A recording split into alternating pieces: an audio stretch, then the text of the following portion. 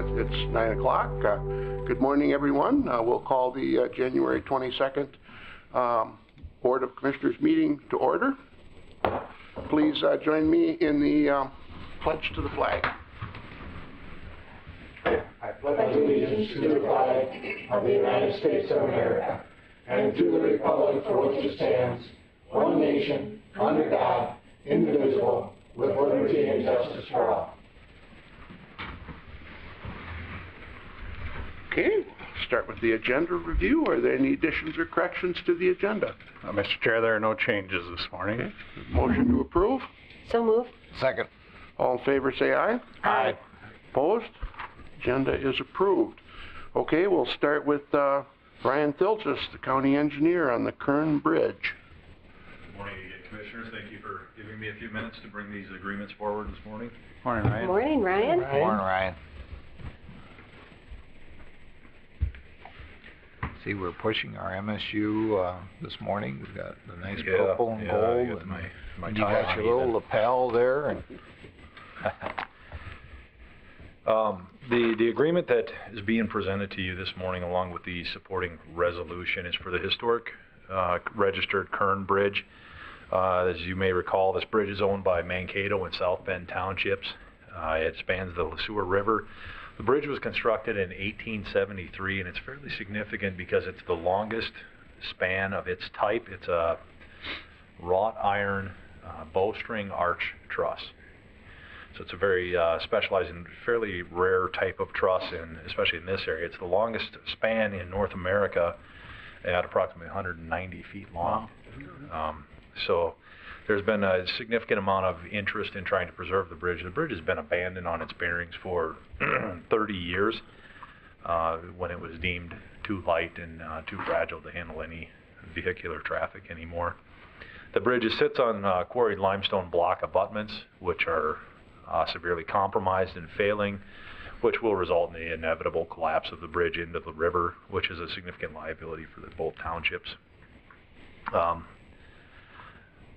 Over the last few years, we've had several conversations, several different iterations of how to try to save the bridge or remove the bridge, period. And MnDOT's Cultural Resources Unit, Kristen Schomler, has been very interested in this bridge because of its significance in the United States of America.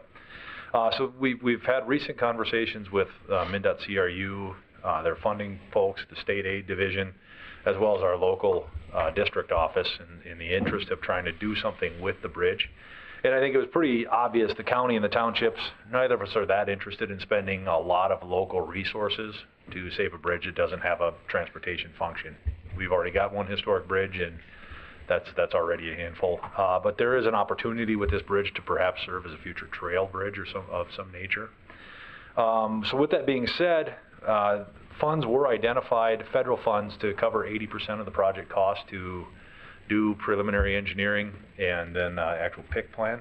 The remaining 20% match could be covered from the statewide town bridge account. Okay. The federal dollars are non-trunk highway dollars, so they're fairly special dollars that were allocated by the state for MnDOT to use off trunk highway system. They were designated for the Stone Arch Bridge in downtown Minneapolis, and that project had some excessive funds remaining, so that's what this agreement is being presented to you today, would allocate 80%. This agreement and the project number that's attached to it is for the first phase of the project, which would be for the engineering and design work. The estimated cost is about $50,000. Again, would be 80% federal, 20% statewide town bridge account. Several steps with each of these projects that are necessary.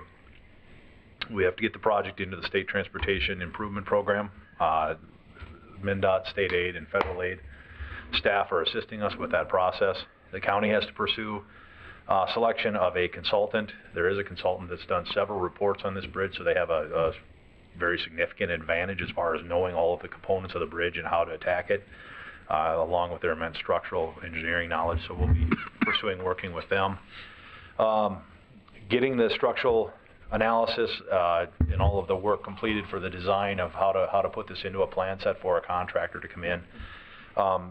So we need to execute the federal aid agreement that we've got in front of you for the engineering and design work.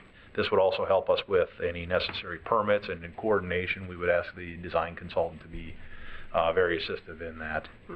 So with that being said, we'd like to hire the consultant once the agreements are in place and begin the work with the assistance of NDOT through the Cultural Resources Office and state aid. Obviously, the 106 process has to be completed. We have to make sure that there's no bats or birds on the bridge that present threatened and endangered species. So there's a lot of risks to the project as far as just potential delays. I don't know that there's a lot of financial risks to the county because, again, it's 80-20, should be really all of the out-of-pocket costs covered by these two programs. Have the townships offered to have any overrun costs? Yes, and we have a previously approved removal contract with the townships that does obligate them to, typically when you use statewide town bridge account funds, they're obligated for the first $10,000 of the removal costs and the first $10,000 of the engineering costs. And I have an agreement in place with Mankato and South Bend Township that they are obligated for those costs. Right now, the way the palm leaves are reading, it looks like we won't have to ask them for those costs, but they would be still on the hook should that arise. I say palm leaves, I should have said tea leaves. I believe it's tea leaves. You know, obviously some other project challenges are the 106 and adverse effect determinations for the removal of a historic structure. Endangered species we talked about, Army Corps of Engineers permit and or DNR permit if there's work in the river necessary. Challenging topography, limited access on the west side due to the home being constructed and just the age and condition of the structure. So that the first phase with the engineering, and then once we get that completed, get our necessary permits and are ready to move out to advertisement, we would then bring a subsequent funding agreement forward, which would include the federal funding agreement with another project number, and that would be to cover the construction costs, construction engineering costs for the project. The intent of the project would be to give the contractor enough information and require that they get the bridge off of the river by safely by whatever means they decide to engineer with their resources. Many of them have structural engineers on staff, and they have different ways that they would go about that work. Disassemble it into segments that could, say, fit into a shipping container, and then it would be stored by MnDOT somewhere at their determination. So this is the first phase of that agreement to get the engineering costs covered, and then we'll have subsequent agreements and updates for you as we go. Anybody have any questions for Ryan? I'll move it. Oh. Second? Okay, so we have a motion and a second. Discussion? Any discussion? Sounds like a wonderful partnership between Hennepin County and Blue Earth County. Yeah. A nice surprise, I guess, considering we figure out what we were going to do with this. It was to the point I think we really thought that, well, we're going to have to just let it go into the drink and fish it out later. And so there may be an opportunity. We're really hopeful that maybe one of our area agencies will want to take it and incorporate it. I know Mankato needs a trail bridge, so there might be an opportunity there, or that it'll have a future life as a trail type of structure, but it does have limited capacity even at that. And that's what the engineering study will do, determine what it is That's capable been done. The engineering that we would do would be for plan development for the removal. getting it off the river, and the dismantling plan, so that we can put something out to bid for the contractors. Gotcha. Yeah. Okay. We can tell the city of Mankato we got the proverbial, bridge we can. Yeah, and we'll be definitely in contact. They've expressed at least verbal interest in that. So Because I would think it. key is to save it before it collapses, and then we can figure out where to go. There's one of the future plans for Highway 22 going over to Prairie Ridge is to have a walking bridge to go across Highway 22. That would make a perfect walking bridge. That could be an opportunity for a pedestrian overpass that would structure be large as well. enough to go over. Yeah, I think it would come close to spanning if it stay out of the clear zones because of the. It would be pretty close. I think that's been the second discussion of it is. Would it serve as a good pedestrian overpass? So that's the other consideration. Absolutely. So it gives us opportunities. It's a thought. Absolutely. It certainly isn't something. And you're not, there's a lot of people that are thinking the same thing, that either the trail bridge or the potential overpass would both be great opportunities. Seems like a great idea. Yeah. Okay, very good. All right. All in favor say aye. Aye. Opposed? Motion is carried. All right, thank you. And then I don't know, there is also a resolution that's required by the MnDOT supporting that. If that needs to be passed as a separate action. Second. Okay, I have a motion and a second. Any discussion on that? If not, all in favor say aye. Aye.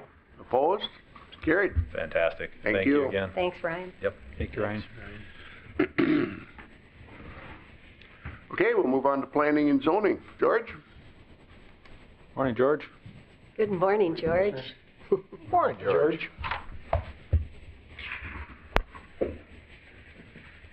Welcome on this chilly Tuesday morning. That's right, yeah. Yep, it's going to get worse. Yeah, I was gonna say, this ain't bad. Yeah. Yeah. It might get worse. Yeah. It's nice out. It's All relative. balmy for us Minnesotans. Yeah, that's right. Compared to this weekend. So, what do you got for us today, George? We have PC 01-19 is a request from Audrey Spear and Kelly Schnichter. His request for review and approval of a transfer of residential development right from the southeast quarter of the southwest quarter to the southwest quarter of the southwest quarter of Section 30, Mapleton Township. The sending and receiving quarters are zoned conservation and are also within the Shoreland Overlay District of Laura Lake. Mr. Leary presented the staff report. The applicant was present and had no comment.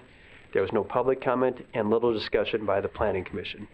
Following the discussion, the Planning Commission voted unanimously to forward to the County Board a recommendation of approval based on the findings prepared by staff, and the board action is a resolution. Okay, very good. Thank you, George. We'll open the meeting up for public comment. Is there anyone in the audience that would like to comment on PC 01-19? So come forward, state your name and address. Is there anyone in the audience that would like to comment on PC 01-19? Last call. Anyone that would like to comment on PC 01-19? If there's no one in the audience, I'll close the public comment section, bring it back to the board for action. Move to approve. Second. Okay, any discussion? If there's no discussion, all in favor say aye. Aye. Opposed? Motion's carried. Thank you, Commissioners. Thanks, Thank you, George. Thank you. Good to see you.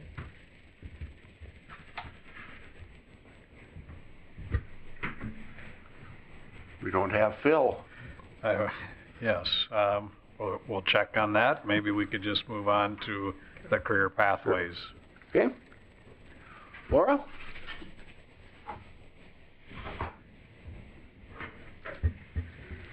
Morning. Morning, Laura. Good Morning, morning. Laura. Good morning. All right. Well, today I'm before you to present a project that was actually started by Krista Amos a while back, and it is a career pathways project, which is coming out of some legislative action a couple of years ago in order to try to find a way to get those who may experience barriers to the workforce, in order to get them some assistance and support so that they can be contributing into the workforce. And so initially a project was submitted and received some appropriations for Hennepin County, and so they are currently running a career pathways program, and the legislature had asked that they look at providing a program or partnering with an outstate jurisdiction in order to see if the program and that type of stuff can be replicated. So Blue Earth County has been selected to do that, and so we are in the preparation stages of trying to identify what that could potentially look like.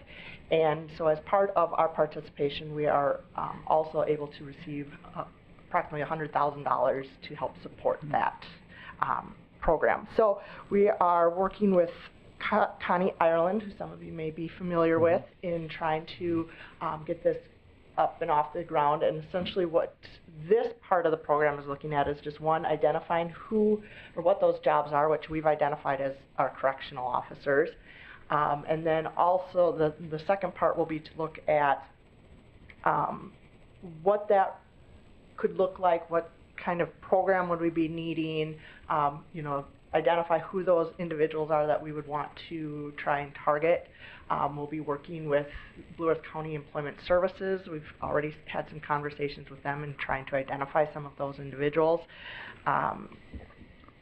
For kind of a win-win situation, one, several of them are already receiving some services from Blue Earth County, and so if we can get them into good employment, then hopefully we can also get them self-sufficient. And then we'll start identifying additional partners, such as some of the universities and schools in the area that can maybe provide some training and some assistance to these individuals, dependent upon what their barriers are. So I'm here today just asking that the board approve us accepting this money and getting started on this program. I'll move approval. Okay. Second. Okay, we have a motion and a second. Is there any discussion? Mr. Chair, I just think this is a great opportunity. Absolutely. And I think the money's run through deed, if I'm correct. Correct. And Connie's got, such a background in deed. She knows how to access the system, how to access the programs. So I'm really excited about this. And it's great for retention and also upward mobility for staff. Yeah, and I'm excited that you're looking at the custody officer situation, because we certainly have turnover there. Yeah, it was a good area to pick. Yeah. So, very good. Any other comments or questions? How do we get it? How do we get it? Yeah. They reached out, Indeed reached out to the South Central Workforce Council, so Diane Halverson called me one day and said, hey, would you be interested? And that day I said yes, and 2 years later, we're finally doing something, but it just has taken a while to work with Hennepin County in terms of their contracting, because it's a little unusual for us to be getting money from the state through Hennepin County. Right. It's a odd sort of route that this money is taking. It's the second thing we're doing today with Hennepin County. Yeah. What's going on? Well, I just think we're such great partners. Yeah. It's a good thing. Yeah, Absolutely. That works. that works. Good thing. Okay, any other questions or comments? If not, all in favor say aye. Aye. Opposed? Motion's carried. Thank you, Laura. Thanks, Laura. Thanks, Laura.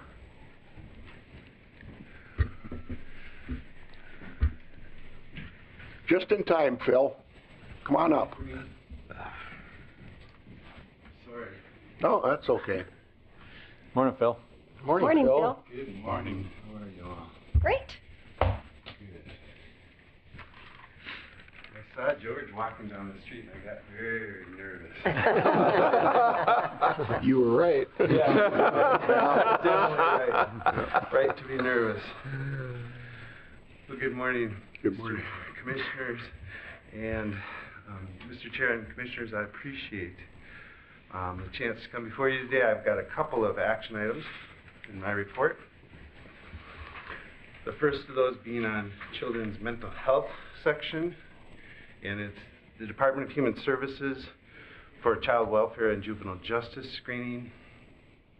This screening grant allows us to do the screenings themselves, assessments, direct mental health services for children in the juvenile justice system, both from the human service side and corrections. The amount of the grant has decreased about $5,000 from last year, which is really just based on the state appropriation. And the term is January 1st of 19 through December 31st of 19. One other action item under Children and Family Services, Bethany Christian Services of Minnesota. This is to provide pre-adoptive foster care services. And it is for pre-adoptive homes, which is kind of a specialty area of foster care. And so we use providers out of the cities a lot because a lot of adoptions do need to go in a bigger catchment area. And Lutheran Social Services, along with Bethany, are two of our big providers of pre-adoptive homes. This is a 2-year renewal contract. There's a 3% increase in each of those years, and the term is from January 1st of 19 through December 31st of 2020. This provider is located in Plymouth, and there's a pre-adoptive phase, a placement phase, and then post-adoption, where they do follow-up until the adoption is finalized. So they kind of walk the pre-adoptive parents through all those. They also provide shelter care, so it's possible that they could take in children, hold those children while the and the adoptive family is being prepared. And so those are two different tracks that are used under this contract. Again, one of our better deals, if you will, in all of the work we do. Daily rates are about $27, $28 still. So it's very, very little that they get paid for a lot. And so we're very grateful to these. I always say it's a mission. It's not a job. So appreciate that. And Mr. Chair, those are the two action items I have for you and the commissioners today. Couldn't we vote for both of them at the same time? Yep.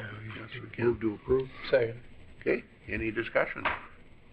I'm just curious, the cut to the Child Welfare Juvenile Justice Screening Grant, I'm assuming that won't cover what we need this coming year. And Commissioner Landkemmer, yes, that's been true throughout the years. That's what I this figured. money does not cover our costs. Yeah. We can use it, and there's a long list of things we can use it for the grant screenings themselves, which staff do. They can, if they turn out positive, we can get paid to refer them for assessments onto a mental health professional. Then you can also get paid for training. You can get paid for clinical supervision. We're always short, and now we're more short, is the truth, yeah. And it's an area that I think they really do target, much like we'll see today in our discussion items from public health, target those really high-risk kids. Mm-hmm. And so I think the service is well worth every dollar we could put into it. Yep. I really am very supportive of it, yes. You want to get the kids early. That, exactly. Exactly. That's going to be the theme Yep. of public health today, Yep. too. Yes. Okay, any other questions for Bill? Okay, so we have a motion and a second. All in favor say aye. Aye. Opposed? Carried. Thank you, Mr. Chair. Just some public health discussion items for today. 3 programs in public health. Obviously, you all know that there's many things we do in each of our units in human services, and public health obviously being a very important part of our mission.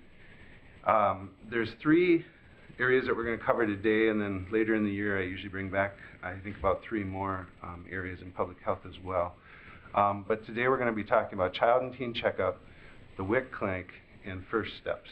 And so the first slide in your packet is the child and teen checkup, and you'll see the graphic that shows outreach letters. The real goal of this program is to provide outreach to, again, kids that are at risk, 0 to age 21, who are also enrolled in medical assistance. So that's the population we're talking about if they're on MA, 0 to 21.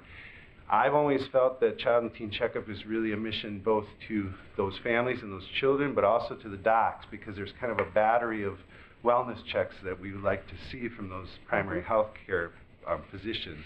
And so the letters go out.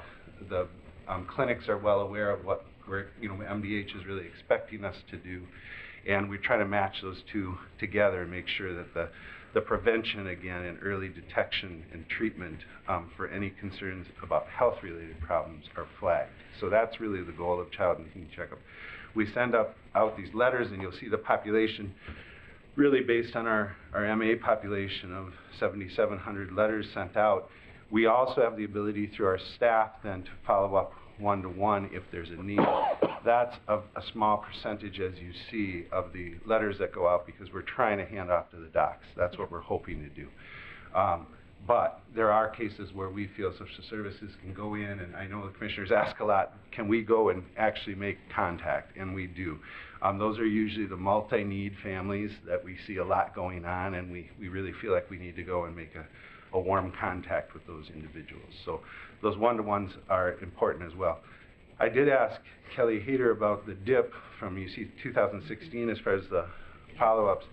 And this is an interesting reality when we are in the world of HIPAA. There was a change where we used to be able to take the people that come in for WIC and track them and use that information to go out and make visits. And so you see a change that came where we couldn't do that directly. So now it's an indirect ability to see these individuals. And so I feel like, there's both good news in that we're protecting people's privacy, and there's also bad news sometimes where the skids aren't greased as well. And so Kelly did want me to tell the board as well that even from last year to this year, the increase, that these are really multi-need families that take a lot of time. So we're also somewhat selective about those most high-risk families that we do go out with. So just an interesting piece. I'm going to move on to WIC, and certainly interrupt me with questions or comments at any point here. I think the board is very familiar with the WIC clinic, a high volume clinic that we do out of the government center. You'll see the numbers, and they're tracked monthly because that's how we get paid. We get letters every month with changes in the rates, and people are eligible per month. But you see, close to 1,200 people that come into our clinic every month. So it's a very high volume mission. The core mission of WIC, again, is education, so nutrition education, and this is back to those days in high school where we say nobody showed me how to write a check.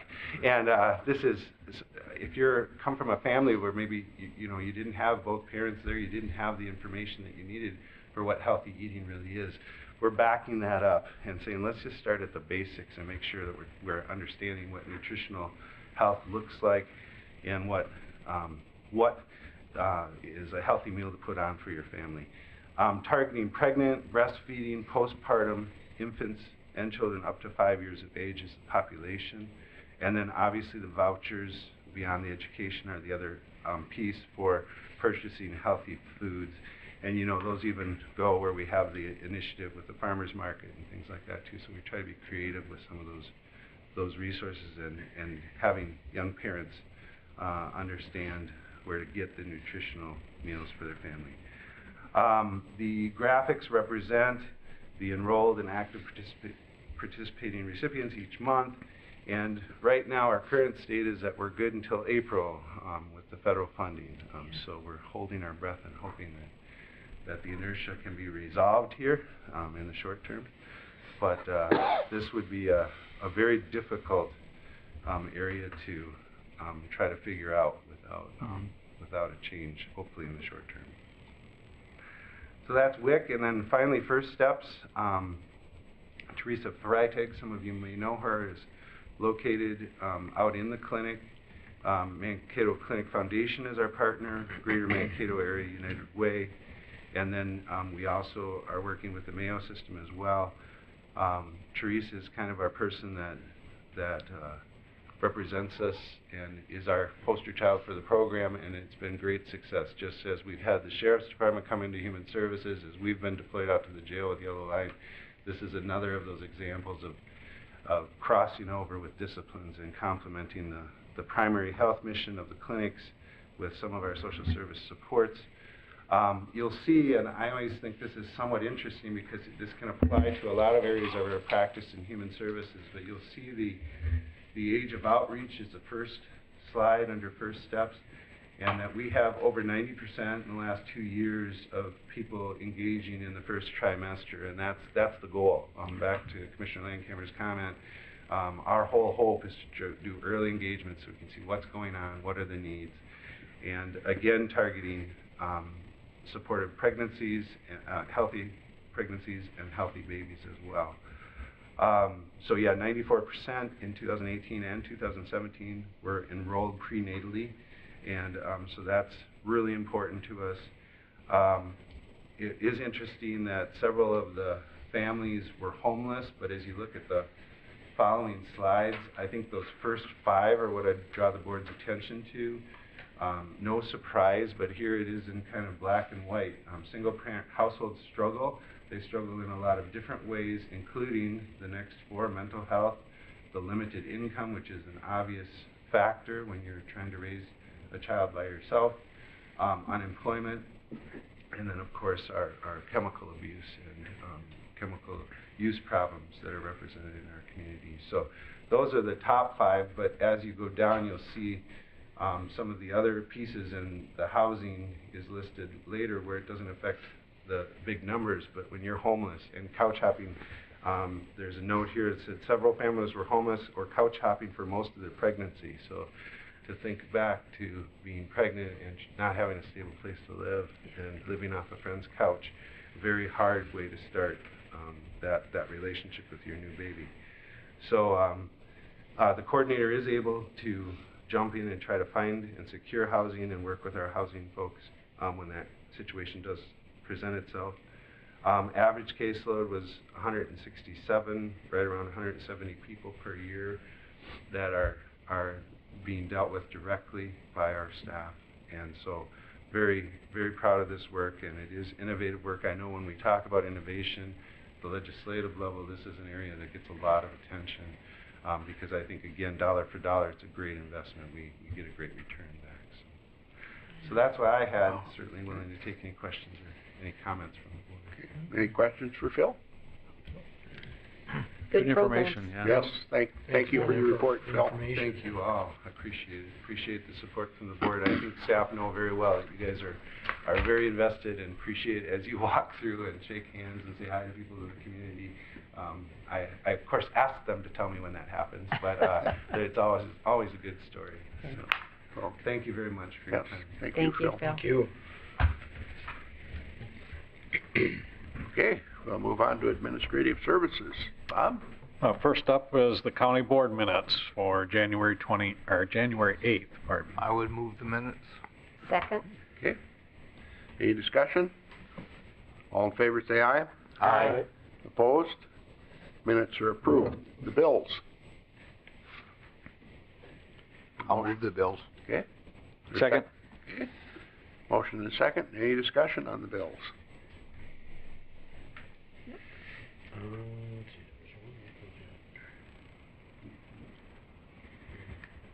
Going once, going I twice. didn't have any questions. No questions?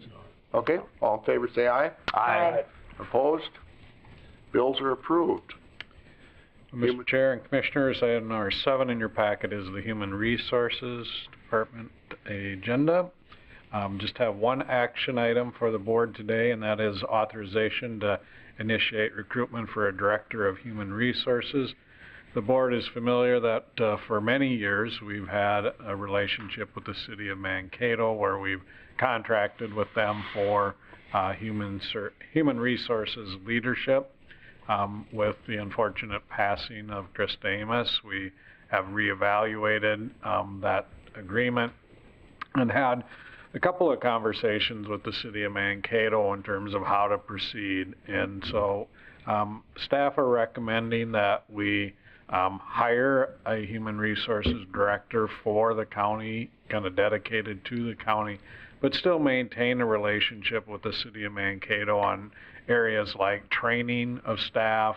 Also, since we're both utilizing the same kind of basic computer system for our financial and HR related services, that we would maintain a relationship kind of at that staff level going forward. And so I think both organizations feel like now is the time maybe to go a little different direction, but still, like I say, maintain a relationship in those particular areas that I mentioned. And so bringing it here today for the board's consideration.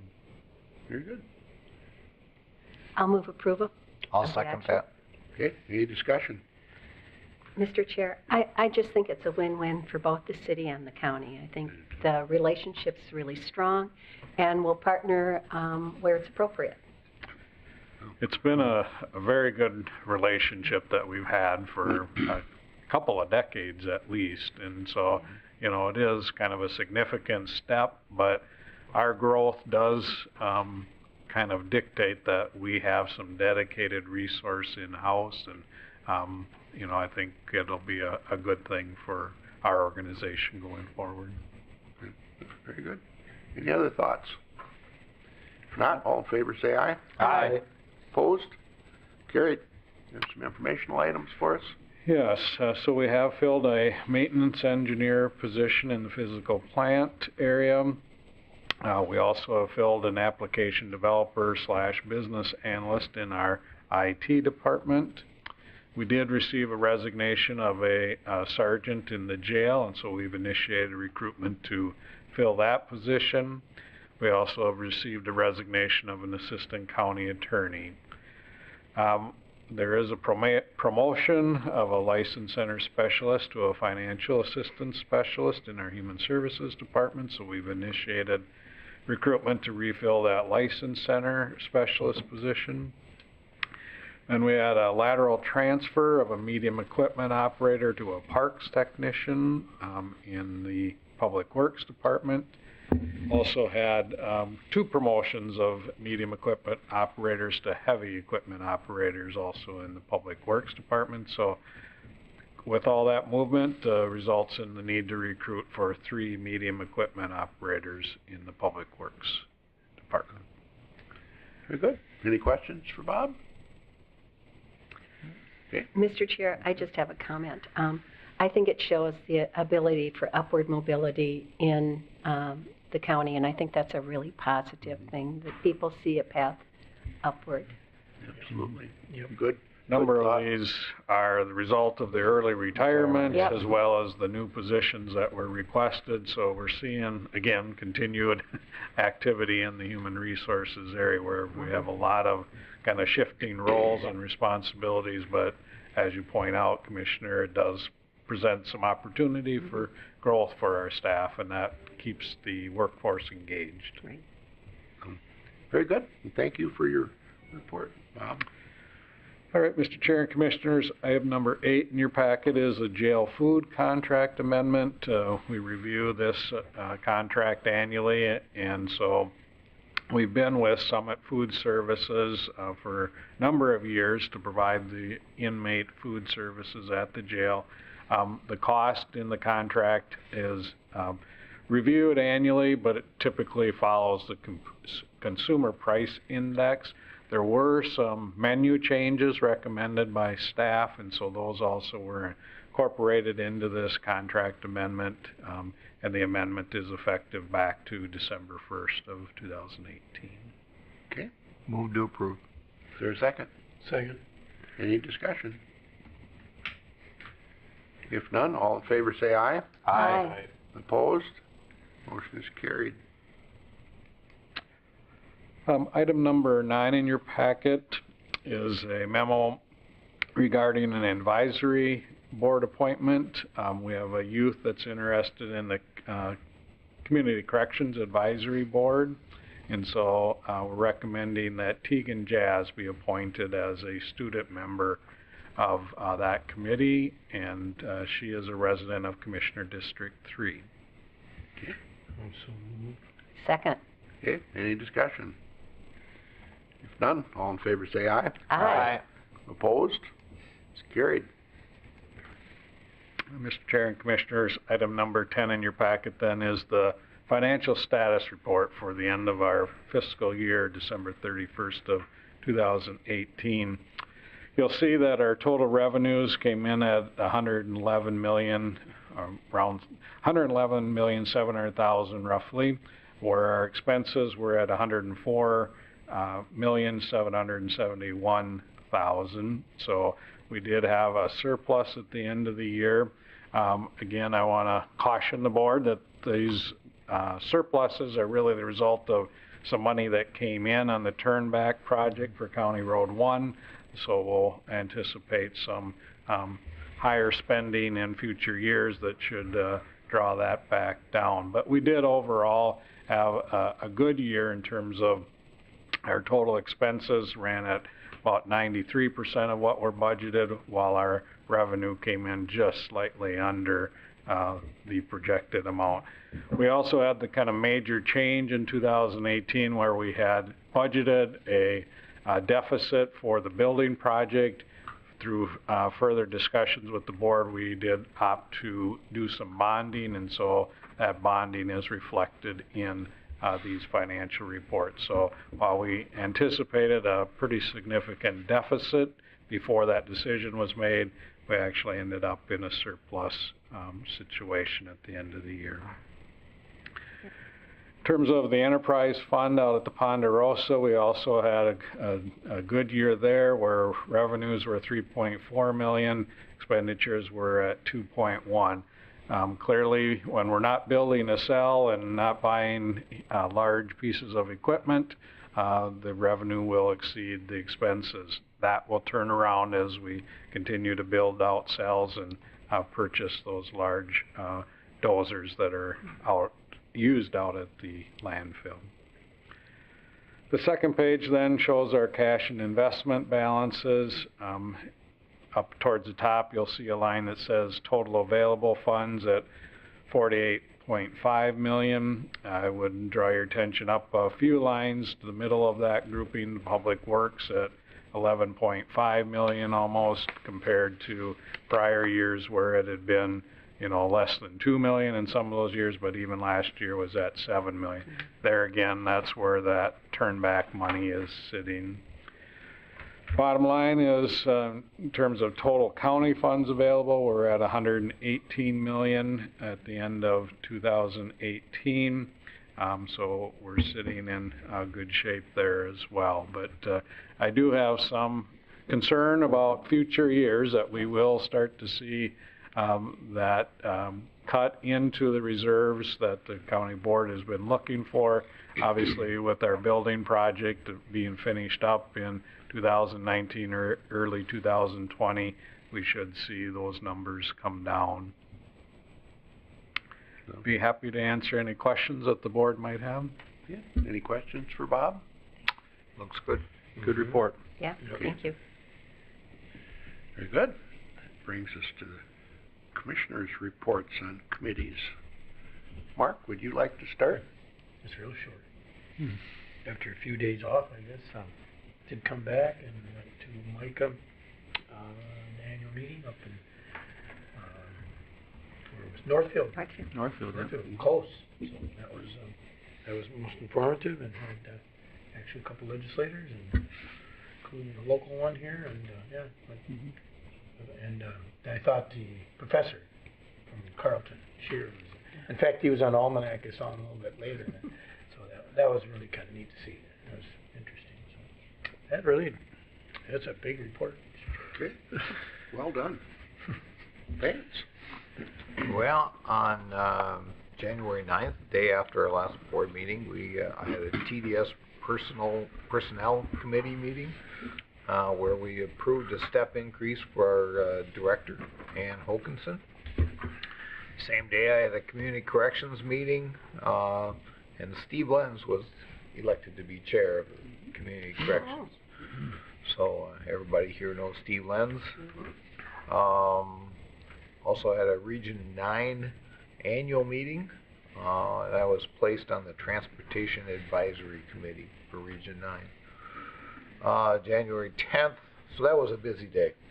Yeah. January 10th, we had our mayors and clerks down at the curling club in Mapleton, and actually got out on the ice and tried to push a few stones down, and that was kind of fun. January 11th, there was an area legislator talk on energy out at the South Central Cooperative. Me and Colleen showed up for that one, and that was interesting. And then that evening, I was able to see our new governor at the Cato Ballroom. They had, and there was a few of us there for that. January 14th, I went up to St. Paul for a Transportation Advisory Board. On January 15th, I had a TDS Arts and Cultural Heritage Fund meeting where we approved 14 grants for area libraries for the Arts and Cultural Heritage Fund. That day, I also had a NACO Central Region call-in and a NACO Justice and Public Safety call-in. January 16th, I had a Highway 14 partnership. Me and Colleen went to that. We had a talk from our new MnDOT Commissioner, Margaret Kelleher. Is that pronounced right? Margaret Anderson Kelleher. She uses she her likes the maiden Anderson name too. in there. She's the Anderson from here. All right, and then I went. We also went to the MICA annual meeting, and I think everybody here was at that. Will You weren't. Okay. Well. And then January 17th, I had the TDS budget hearing and then a board meeting that morning. And January 18th, I had a Highway 169 Coalition call-in while I was driving up to the AMC board meeting. Me and Colleen drove up together, and Colleen was able to get in on the call-in since I have a Hands-free. Hands-free. on my truck, so it was interesting. It lasted about an hour, didn't it? Yeah. And then January 22nd, this morning, we had an airport commission this morning. The only thing else I got to say is I am going to be testifying this afternoon in the House for the hands-free bill, and then tomorrow I'm going to be testifying in front of the Senate for the hands-free bill. It's a bipartisan bill that should, we're looking to positive toward that it's going to passage. This was something myself and Commissioner Purvis pushed through AMC and to support, and I'm pretty positive about it, and it looks like it's going to be good for Minnesota and safety of their citizens across the state. Good. Thank you. Kip. After our last board meeting, I started out Thursday afternoon with a Warm Your Hearts event planning with MVAC, and from what I understand, you ran into Ann Vance and said you were interested in getting a table again this year. And Colleen, I don't, you haven't been on the board, but we buy a table as a commissioners from Yeah, I think MVAC. she came up to me and says, "Aren't you guys going to do this?" Yeah, and you said yep. But the planning is going really well. Their goal is 50,000 this year. It's up from about 8,000 from last year, so it's a pretty hefty goal. But the sponsorships are all coming in, and the tables are getting filled up. So we'll be collecting that up and getting that money to Ann in the next couple of weeks. It's on March 9th, Saturday night. Then we had SWCD meeting, and they elected new officers at that meeting. Carol Crush got the chairmanship because the other chairmanship was resigned, and then Chris Hughes is the new member. So he was there at the meeting. So they had a good meeting, kind of a your first meeting of the month, just like ours. They get all their committee assignments and get all their stuff done and set their per diem rates, and mileage rates, and all that stuff, and reported on their projects they have going on. And the tree sale is just starting to get fired up this year. So they're already gotten a lot of orders in and making a few changes on that, but they think it'll be a good turnout. I was also at Mayors and Clerks. It was a great presentation over at the Curling Club. It was neat to see the history of that, and it's been around a long time. We did not stick around and do any curling, but it was a good meeting.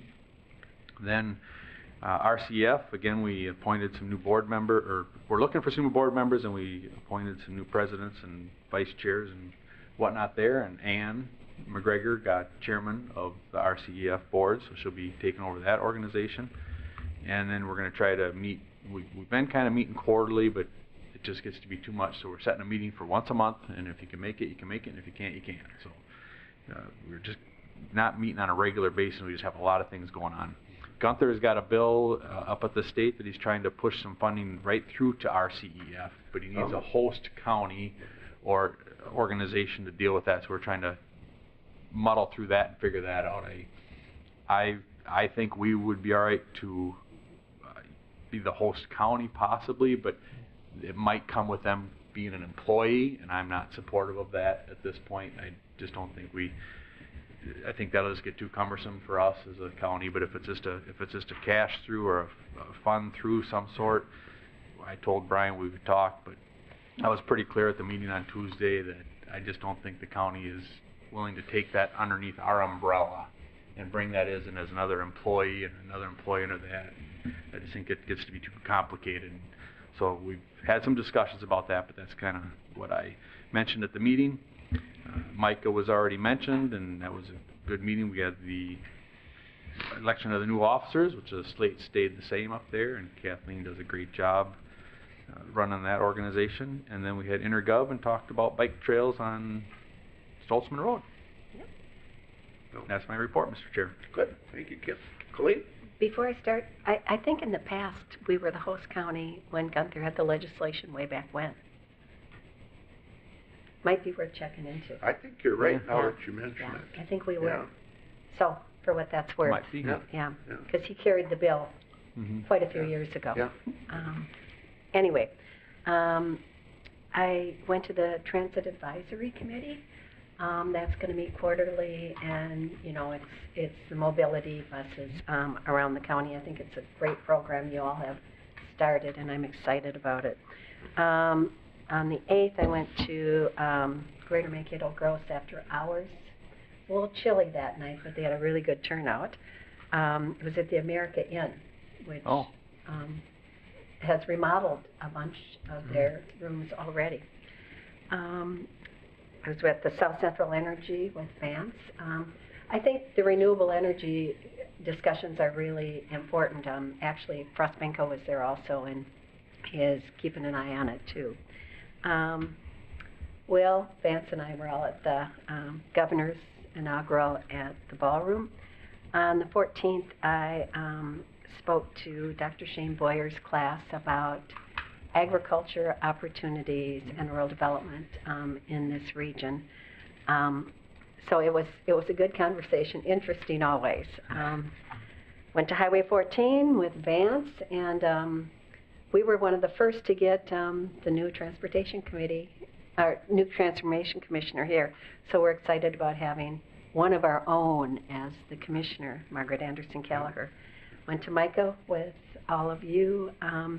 It's really interesting because we sat through the meeting also, and listening to their priorities and AMC priorities and how they dovetail is really important, that partnership. Intergovernmental relations, bike trails. We also talked about conduit for technology, and they're checking into the opportunities there, if there are, or if it makes sense. Also, Friday, Vance and I went to the AMC board meeting, and that's where you saw that connection with MICA and AMC and the importance of having you all in positions that really make a difference. So that's that. And I go to new commissioner's school tomorrow. Cool. Good luck. That's my report. Where's that at this year? It's at, now they call it the Intercontinental. Oh, okay. So, well, good. Well, thank you, Colleen. Thank you. A lot of the stuff that I had was already mentioned. After the board meeting on the 8th, I went back to the second day of the investigators conference at the downtown, and I had some heard some interesting speakers there, and it was refreshing to hear that. Then, of course, mayors and clerks down in Mapleton. It's been mentioned, and the inaugural event for the governor on the 14th. I was at the Brown County Evaluation Center. We had our meeting and talked about the new year as we move forward. Start the year in pretty good financial shape. We had finished strong last year. It seems to be a continuing trend for that organization. So a lot of challenges coming up for detox centers. So I think we'll move forward with that. On the 16th, I was in St. James at the Watonwan River Watershed meeting. There's going to be an open house on January 28th to talk about that watershed plan. The public is invited and seeking input from the public regarding that plan. Then later that night, I stopped down at the sheriff's range and participated in the night shoot with the deputies down there. It's nice to see guys are all qualifying with their weapons, and then on Friday the 18th, Bob and I went over the agenda for today, and that brings me to today. So thank you, everyone. Anything else before we adjourn? That's all we have for you. Okay. Because of the short meeting, we're not having lunch today, so. Gee, we didn't even really get a break. Yeah. I move to adjourn. Okay, is there a second? Second. All in favor? Aye. We're adjourned. Thank you, everyone. Thank you.